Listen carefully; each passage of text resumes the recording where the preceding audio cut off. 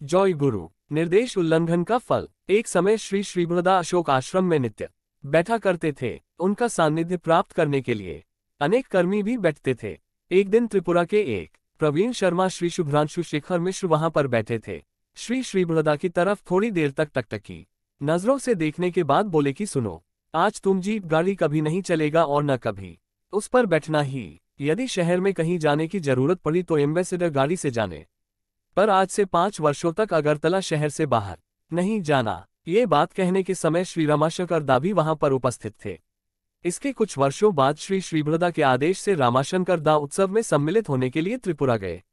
उनके साथ श्री शुभ्रांशु शेखर मिश्र दा भी त्रिपुरा के तेलियामुड़ा, उदयपुर, मनु बाजार के उत्सव में योगदान दिए। उदयपुर में पता चला कि अमरपुर के नूतन बाजार के उत्सव में जाना है पड़ेगा। शुभांशु शेखर मिश्र दा को श्री श्रीबृहदा जीप गाड़ी में बैठना तथा 5 वर्षों तक अगरतला से बाहर जाने मना करने के बावजूद वे 3 वर्ष बाद से ही जीप गाड़ी में बैठकर घूम भी रहे थे और अगरतला के बाहर भी जाना आरंभ कर दिए। ये बात उनसे पूछे तो उन्होंने कहा कि पाइल्स बवासीर होने के कारण श्री श्रीबृहदा मुझे मना किए थे और वैसी कोई बात नहीं है। ये कहकर वे अमरपुर के घने जंगलों की टेढ़ी मेरी पहाड़ी रास्ता से जीप चलाते हुए जा रहे थे।